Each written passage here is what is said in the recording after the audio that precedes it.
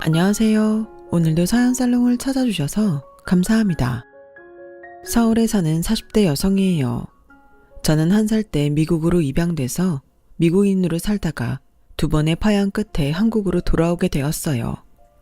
정확히는 미국에서 추방당한 거였죠. 한국으로 돌아오기 전까지 미국에서 20년 가까이 살았지만 저를 입양했던 양부모의 무지로 인해 저는 시민권을 획득하지 못했고 그 사실을 모른 채 살다가 뒤늦게 저에게 미국 시민권이 없다는 사실을 알게 되었어요. 어렵게 들어간 대학 학비를 모으려고 펍에서 아르바이트를 하고 있었는데 술에 취한 손님과 시비가 붙게 되었죠. 신고를 받고 출동한 경찰은 형식상 가해자 남성과 피해자인 저의 신원조회를 했고 잠시 뒤 의심스러운 눈초리로 제게 그러더군요. 넌 불법 체류자야. 처음엔 경찰이 장난하는 줄 알았어요. 절대 그럴 리가 없었으니까요. 1살 무렵부터 미국에서 살아온 제가 불법 체류자라뇨. 거기다 다른 미국 아이들과 똑같이 미들스쿨과 하이스쿨까지 졸업하고 대학 입학까지 한 제가요.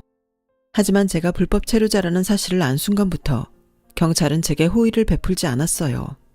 단호하게 제 손목에 수갑을 채웠고 그 순간부터 저는 피해자가 아니었죠. 경찰에게 있어서 어디까지나 저는 남의 나라에 무단으로 들어와 돈까지 벌고 있는 범법자일 뿐이니까요.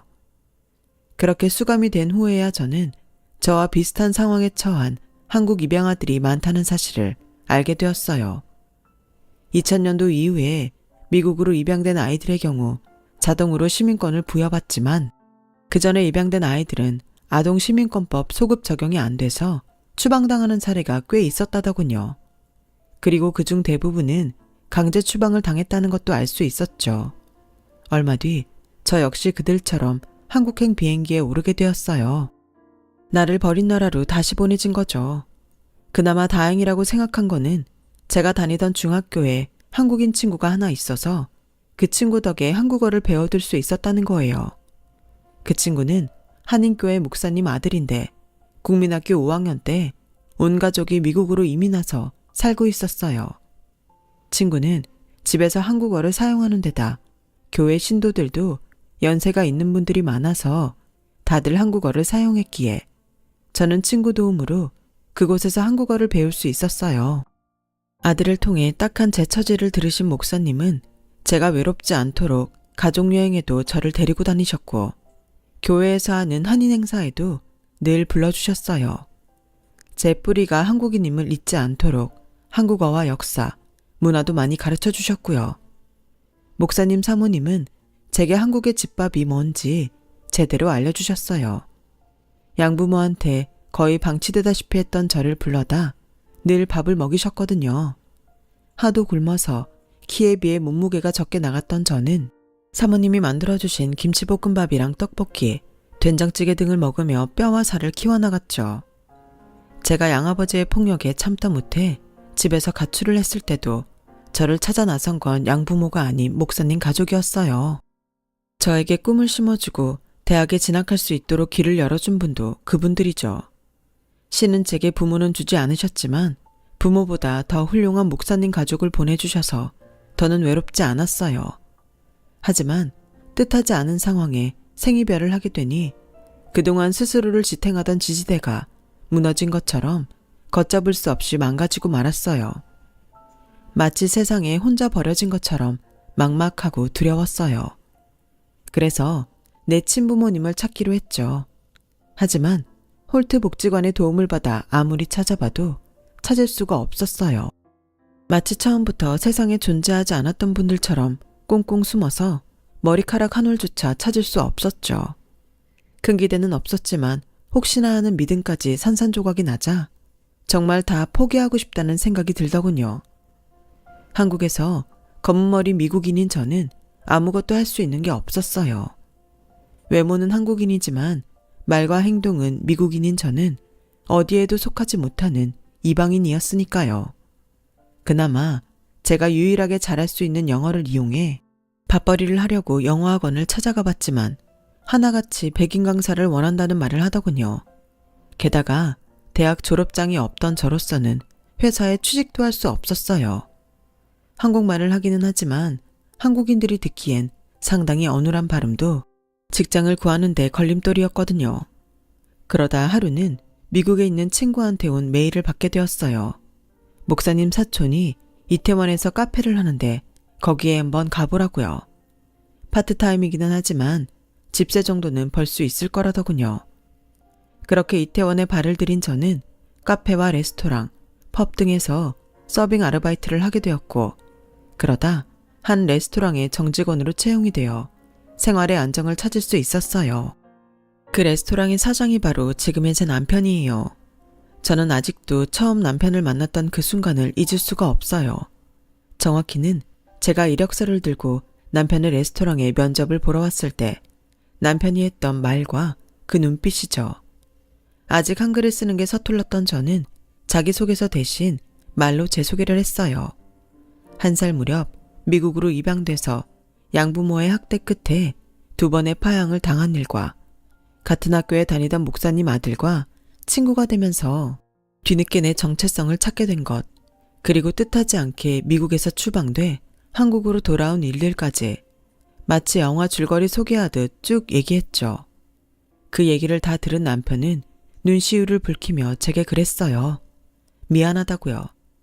자기도 자기가 왜 이런 말을 하는지 모르겠는데 그냥 저한테 미안하다고 말이에요. 그 말에 가슴 속에서 뭔가 꿈틀하더니 순식간에 감정이 복받쳐 올라 그대로 눈물이 터져버렸어요. 가게 안에 있던 손님들과 직원들이 영문도 모른 채 저를 쳐다봤지만 멈추려고 해도 눈물이 멈춰지지 않더라고요. 오히려 어깨가 들썩일 정도로 감정이 격해지고 말았죠. 그렇게 한참을 울고 나서야 겨우 진정이 된 저는 화장실에 가서 얼굴을 닦고 나왔어요. 아, 취직은 물 건너 갔다 싶었죠. 그런데 남편이 저를 보고 환하게 웃으며 그러는 거예요. 내일부터 출근하는 겁니다. 앞으로는 우리 가게에서 한 식구로 지내보자고요. 세상이 나를 밀어내는 것만 같던 시기에 남편의 따뜻한 한마디는 제가 한국에 뿌리를 내릴 수 있는 용기를 주었어요. 이제는 이방인이 아니라 어엿한 한국인으로 살아갈 수 있을 거라는 희망도 갖게 되었죠. 오너 셰프인 남편은 음식 솜씨도 좋았지만 성격은 특히 더 좋았어요. 각종 직업군의 친구들은 하루가 멀다 하고 가게에 찾아왔고 남편은 그 친구들을 제게 소개해 주었어요. 한국에서는 직장 상사의 친구들과 가게 직원이 친구처럼 지내는 일은 흔치 않았겠지만 한국 문화에 젖어있지 않았던 저는 문제될 게 없었어요. 남편 가게에 들어온 지 1년쯤 지나자 남편 친구들은 다 제 친구가 되었죠. 나중에 알게 된 거지만 제가 입사하고 얼마 안 된 시점부터 남편이 제게 마음이 있었던 모양이에요. 남편을 통해 그 사실을 알고 있던 남편 친구들은 우리 둘 사이를 연결해 주려고 일부러 저와도 가깝게 지냈다고 하더군요. 오너와 직원에서 연인 사이가 된 우리는 3년 가까이 사귀었어요. 그러던 어느 날 남편이 친구들과 함께한 자리에서 제게 서프라이즈 청혼을 했고 이듬해 5월에 결혼을 하기로 약속했어요. 물론 그 전에 시부모님들께 허락을 받아야 했지만요. 부모님 허락 없이는 결혼 못해? 그런 건 아니지만 그래도 형식상 말씀은 드리고 해야겠지. 아마 별탈 없이 허락해 주실 거야. 왜? 우리 부모님 만나려니까 걱정돼? 아무래도 나는 부모가 없으니까 가족도 없고 자기도 알다시피 입양아 출신이잖아. 게다가 미국에서는 추방까지 당했고 말이야. 그게 자기 잘못은 아니잖아. 왜 남이 한 잘못 때문에 자기가 기죽고 주눅 들어야 하는데 자기는 자기가 한 거에 대해서만 책임지고 살면 돼. 그러니까 걱정하지 마. 남편의 따뜻한 위로에도 불구하고 시부모님께 인사드리러 가는 날이 다가올수록 초조하고 마음이 많이 무거웠어요. 아무리 당당해지려고 해도 어깨가 움츠러들더라고요. 남편을 따라 시댁에 갈 때만 해도 시부모님만 만나는 줄 알았어요. 그런데 집에 도착해보니 시부모님과 시동생 내외까지 와 있더라고요. 장남인 남편보다 2살 어린 시동생은 먼저 결혼을 해서 유치원생 딸까지 두고 있었어요. 사실 남편이 결혼이 좀 늦은 편이었죠. 저보다도 나이가 5살 많은 동서는 저를 보는 눈초리가 곱지 않았어요. 동서는 처음부터 저를 탐탁지 않게 생각했거든요. 결혼 얘기가 나올 무렵 시동생과 함께 가게에 찾아와서도 일부러 저 들으라는 듯 큰 소리로 그러더군요. 아주버님도 그렇지. 수준 떨어지게 하필 가게 직원이랑 결혼을 한대. 저 여자 대학은 나왔대? 무료남 안 하겠지. 대학까지 나온 사람이면 이런 데서 서빙이나 하고 있겠어? 아, 격 떨어지게. 저런 걸 형님으로 모셔야 되다니 내 인생이 불쌍하다. 여보, 우리가 나서서 이 결혼 말려야 되는 거 아니야? 나 저 여자랑 동서지간으로 못 지내. 못 지낼 건 또 뭐야? 형이 택한 사람이야. 자기랑 살라는 것도 아닌데 뭘 그렇게 난리야. 그냥 순리에 따라 괜히 집안에 분란 일으키지 말고. 시동생의 만류에도 동서는 끝까지 저희 결혼을 반대했어요. 제가 시댁에 인사드리러 간 날까지도 시어머니 옆에 찰싹 붙어 앉아서 어떻게든 저를 깎아내리려고 혈안이 되어 있더라고요. 특히 제 학벌을 운운하면서요. 근데 학교는 어디 나왔어요?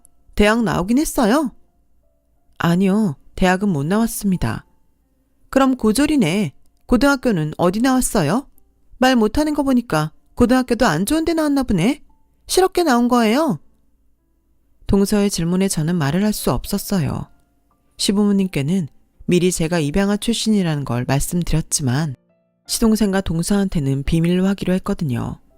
부잣집 외동딸로 자란 동서는 남의 사정을 헤아려 줄 정도로 아량 넓은 사람이 아니었어요. 오히려 상대의 약점을 잡으면 그걸 이용해 먹으려 드는 사람이었죠. 그걸 잘 아시는 아버님이 제 출신은 작은 아들 내외한테 비밀로 하라고 하셔서 입 다물고 있었어요. 보다 못한 어머님은 그 얘긴 그만하라고 하시며 분위기를 바꾸셨어요. 하지만 한번 꼬투리를 잡은 동서는 쉽게 물러서려들지 않더라고요. 제가 출신 고등학교도 제대로 대답 못하자 분명 그게 제 약점이라고 생각했는지 화장실까지 저를 쫓아와 집요하게 물어댔어요. 고등학교 졸업장이 있긴 한 거예요? 설마 중졸은 아니죠? 그때 저는 졸업장이 있냐는 말이 졸업을 했냐는 말과 같은 의미인지 몰랐던 터라 당장 수중에 졸업장이 없으니까 졸업장이 없다고 말했어요. 그 바람에 오해가 생긴 거죠. 얼떨결에 동서한테 저는 고등학교도 못 나온 사람이 되어버렸거든요. 그 오해 때문인지 동서는 저를 되게 무시했어요. 말끝마다 형님은 모르겠지만 이라거나 내가 하는 말 이해는 해요? 라면서 면박을 주곤 했거든요. 거기다 제가 앞에 있는데도 자기 남편한테 영어로 제 흉을 보더라고요. 따질까 하다가 모른 척 해줬더니 진짜 제가 영어를 못 알아듣는 줄 알고 툭하면 그런 짓을 했어요. 시동생은 여자들 문제에 끼기 싫다며 자기 아내가 하는 험담을 그저 흘려듣는 것 같더라고요. 처음엔 동서를 조용히 불러 내가 다 알아들으니까 그러지 말라고 말해줄까도 생각했는데 다른 사람도 아니고 자기 애한테까지 영어로 제 험담을 하는 걸 듣고는 하도 얄미워서 그냥 말 안 해줬어요. 조카가 영어 유치원에 다니고 있어서 영어를 꽤 하는데 그걸 이용해서 나쁜 짓에 써먹다니 고약한 엄마죠. 조카는 자기 엄마가 왜 큰엄마 험담을 하는지 영문도 모른 채 눈만 말똥말똥 뜨고 저를 바라보았어요. 그랬더니 동서가 애한테 영어로 그러지 뭐해요. 괜찮아. 큰엄마는 영어 못 알아들어. 큰엄마는 학교 다닐 때 공부 안 해서 엄청 멍청하거든. 그러니까 앞으로도 큰엄마 있을 때는 엄마랑 영어로 말하자. 큰엄마가 무슨 말 하는지 궁금하게. 참 못됐죠. 나이 먹은 어른이 애한테 나쁜 것만 가르치고 있으니 말이에요. 제대로 된 엄마라면 자기 애한테 그런 짓은 가르치지 않을 텐데 말이죠. 그래서 저런 인간한테는 잘못된 걸 고쳐줄 필요가 없다고 생각했어요. 앞으로도 쭉 저러고 살면서 주변 사람들한테 욕이나 실컷 먹으라고요. 한편으로는 저런 동서가 내 손바닥 안에서 놀고 있는 것 같아서 은근히 재미있기도 했고요. 그런데 그러다 일이 벌어진 거예요. 하루는 조카가 태블릿으로 영어 공부를 하고 있었는데 보니까 특정 발음을 잘못 발음하고 있더라고요. 마침 옆에 동서도 없겠다. 제가 가서 살짝 발음 교정을 해주었죠. 그랬더니 조카가 놀라더라고요. 큰엄마, 영어 할 줄 알아? 그런데 엄마한테는 비밀이야. 조카는 비밀이라는 말에 들떠서는 새끼손가락까지 걸자고 했어요. 그런데 그때 동서가 그걸 본 거예요. 형님, 지금 애 데리고 뭐 하는 거예요? 아니, 고등학교도 못 나온 주제에 애 영어 공부하는데 왜 방해하냐고요? 이건 완전 미친 또라이 아냐? 은비, 태블릿 들고 방으로 들어가.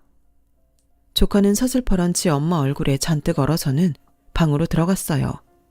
애가 들어가고 나자 동서는 소매까지 걷어붙이고는 제게 따지기 시작했어요. 내가 형님 해주니까 뭐라도 된 걸로 착각하는 모양인데 제발 분수 좀 알고 까불어. 동서, 난 그냥 은비가 단어 발음을 잘 못하길래 고쳐준 것뿐이야. 그게 그렇게 잘못된 거야? 이게 진짜 웃기네? 야, 니깎게 뭔데 내 딸 공부하는데 옆에서 훈계질이야. 네가 알면 영어를 뭘 안다고. 가짜않게 발음을 고쳐줘? 너 토익 몇 점이야? 토익이 뭔지 알긴 하니? 아주버님이 사람이 착해서 너 같은 여자한테 속아 결혼까지 했나 몰라도 난 너 형님으로 인정 안 해. 막말로 네가 어디서 모아먹 굴러먹던 앤지 알게 뭐야? 부모도 없다며. 그런 주제에 어디서 대먹지 않게 꼴값이냐고. 운 좋게 남자 안 홀려서 이 집에 시집 왔으면 닥치고 조용히 살란 말이야. 주제 파악 좀 하라고. 그때였어요. 시동생과 함께 서재에서 나온 남편이 버럭 소리를 질렀죠. 지금 뭐 하는 짓입니까? 재수 씨가 뭔데 이 사람한테 그런 막말을 하냐고요? 아니, 그게 아니라 형님이 꼴에 우리 은비 영어 발음 가지고 트집을 잡지 뭐예요. 고등학교도 제대로 안 나온 주제에. 누가 그래요? 저 사람이 고등학교도 안 나왔다고. 비록 졸업은 못했지만 미국에서 명문대 입학까지 한 사람입니다. 영어 실력은 원어민 수준인 사람이라고요. 그 말에 동서는 두 눈이 커져서는 저를 바라보았어요. 그동안 자신이 저렴한 영어 실력으로 제 욕을 했던 게 떠올라 그런지 얼굴이 빨갛게 달아올랐더라고요. 동서, 실은 나 그동안 다 알아들었어. 동서가 서방님이랑 은비한테 영어로 내 흉보는 거 말이야. 진작 얘기할까 했는데 나도 심술이 나서 말 않고 있었어. 그러자 그동안 자기 아내가 형수 욕을 하는 걸 알면서도 입 다물고 있었던 시동생도 얼굴이 벌개졌어요. 형수님, 죄송해요. 제가 말렸어야 했는데 그러질 못했네요. 앞으로는 이런 일 없게 할게요. 그제야 그동안 있었던 일을 알아챈 남편은 얼굴이 무섭게 변했어요. 너도 그렇고 재수 씨도 그렇고 인생 그렇게 사는 거 아니다. 사람한테 가장 큰 상처를 주는 건 칼이나 총이 아니야. 사람의 말이지.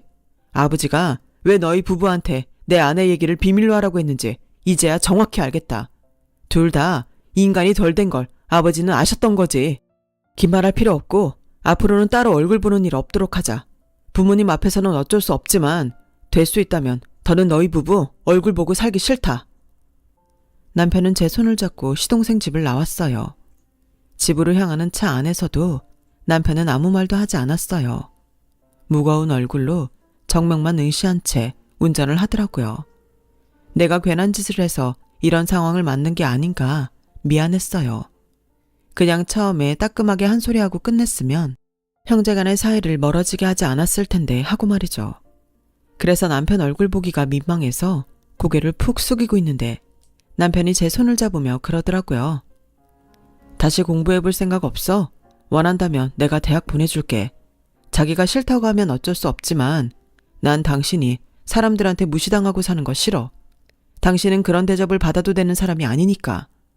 남들이 당신을 몰라주면 당신 스스로 당신 가치를 보여주는 방법도 있잖아. 내가 옆에서 힘이 돼줄게. 이번에도 남편은 저를 울렸어요. 제가 전생에 무슨 복을 지어서 이런 남자를 만났나 싶을 정도로 남편은 제 인생에 있어 최고의 은인이자 버팀목이었거든요. 저도 기회가 된다면 마케팅 공부를 끝마치고 싶었던 터라 다시 준비해서 모 대학 경영학과에 들어갔어요. 남편이 돈 걱정하지 말고 다니라고 했지만 등록금이 어디 한두 푼이어야죠. 그래서 영어학원에서 아르바이트를 하게 됐어요. 그런데 학생 중 하나가 주말인데도 제게 전화해 발음 교정을 해달라고 부탁을 하더라고요. 귀찮기는 했지만 평소 영어 공부에 열의가 있는 친구라 거절할 수가 없어서 도와주게 되었죠. 그런데 전화통화상으로는 입모양을 보여줄 수가 없어서 정확한 발음을 짚어줄 수가 없더라고요. 생각도 못해 스카이프로 영상통화를 해서 제 입모양을 보여주면서 발음 교정을 해주었죠. 그걸 본 남편이 지나가는 말로 슬쩍 그러더라고요. 나 어릴 땐 땡땡 영어라고 있었는데 아침에 선생님이 전화해서 문장 연습을 시켜주곤 했었어. 그때도 이렇게 실시간 영상을 보면서 할 수 있었다면 훨씬 더 발음 교정이 잘 됐었을 텐데 아쉽네. 요즘엔 스마트폰이 있어서 영상통화하면서 공부하기 좋겠어. 남편의 그 말에 아이디어를 얻은 저는 동영상 전화 수업을 바탕으로 영어 교육 사업을 해보기로 했어요. 구체적인 사업 계획서를 만들어 교수님들께 조언을 받은 저는 대학을 졸업하자마자 본격적으로 영어 교육 사업에 뛰어들었어요. 하지만 모든 일이 다 그렇듯 문제는 돈이더라고요. 사업 경험도 하나 없는 저한테 선뜻 자금을 대줄 사람은 어디에도 없었으니까요. 물론 남편한테 도움을 청하면 힘 닿는 데까지 도와줬겠지만 제 사업만큼은 제 힘으로 하고 싶었어요. 그러다 한국에도 미국의 고펀드 같은 펀딩 사이트가 있다는 걸 알게 됐고 펀드 공모를 통해 자금을 모았는데 생각보다 반응이 좋아서 부족한 액수를 채울 수 있었어요. 그렇게 시작한 영어 교육 사업은 차츰차츰 수요가 늘어나서 8년이 지난 지금에 와서는 꽤 튼실한 사업체로 자리매김하게 되었어요. 저한테 있어서는 수입이 엄청나게 늘었다는 것보다 나를 버린 두 나라의 언어를 사업 아이템으로 활용해 성공했다는데 더 큰 의미가 있어요. 그런데 그와는 부수적으로 생각지 못한 복수까지 하게 됐지 뭡니까? 오래전 제 학벌을 들먹이며 저를 괴롭혔던 동서가 제 회사로 찾아와 자기 좀 살려달라고 무릎까지 꿇고 통사정을 하지 뭐예요. 시부모님이 돌아가신 이후 지난 몇 년간 우리 부부와 연락도 끊고 살아왔는데 그 사이 집안에 안 좋은 일들이 많았던 모양이에요. 잘 살던 친정이 망한 데다가 동서가 시동생 몰래 대출까지 받아서 투자한 주식까지 상장 폐지되자 그 돈을 막느라 카드로 내 사채까지 빌려 쓴 모양이었어요. 뒤늦게 그 사실을 안 시동생이 이혼을 요구했고 동서는 할 수 없이 딸아이 미래를 생각해서 모든 빚을 혼자 떠안은 채 이혼 서류에 도장을 찍었다더군요. 문제는 이자가 눈덩이처럼 불어난 빚이었어요.